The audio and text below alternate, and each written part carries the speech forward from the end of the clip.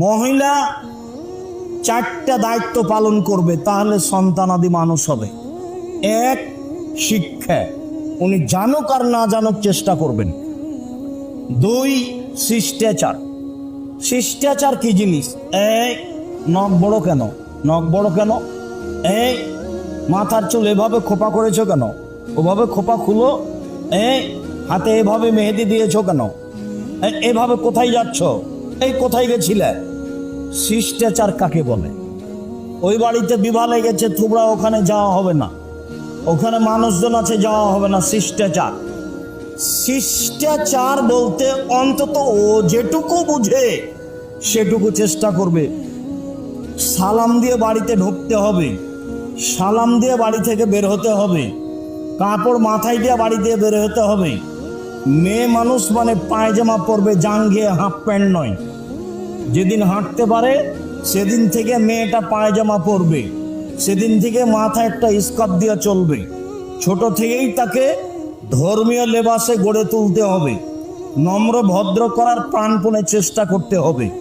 মা হিসেবে শিক্ষা ও শিষ্টাচারে সরিষা সম পরিমাণ পিছিয়ে উঠতে পাবে না। ওই যদি উলা ডঙ্গির মতো এইদিকে হাঁটে একবার, ওইদিকে হাঁটে একবার, একবার ইস্টা জালসা দেখে, তো তার মেয়ে কি শিখবে?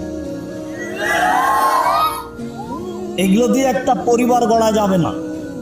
মাকে আগে সুন্দর সংশোধন হতে হবে, তাহলে পরিবার সুন্দর হবে। এক, শিক্ষা। দুই, শিষ্টাচার। তিন, চিরুনি মানে সাজগোজ করে রাখা।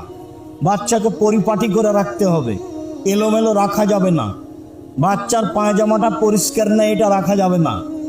বাচ্চার গায়ের জামাটা পরিষ্কার নেই, এটা রাখা যাবে না। ঝকঝকে করে পরিষ্কার করে রাখতে হবে, এটা মায়ের জিম্মেদারি। মা যখন জামাটা গায়ে দিবে বাচ্চার, তখন কোন হাত আগে ঢোকাবে? ডান হাত আগে ঢোকাবে, বিসমিল্লাহ বলে। জুতা পরানোর সময় মা কোনটা জুতা পরাবে?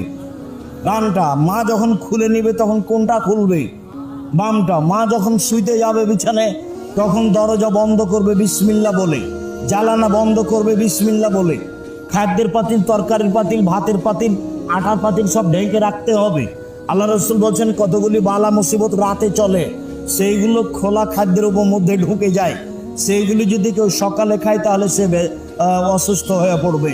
এটা আল্লাহ রসুল বলছেন, বুখারী মুসলিমের হাদিস।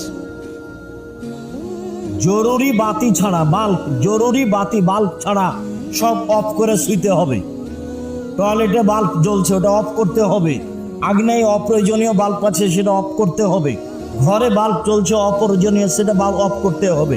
যেটা জরুরি খুব রাতেও লাগবে, সেটা ব্যতীত সব অফ করে ঘুমাতে হবে। অফ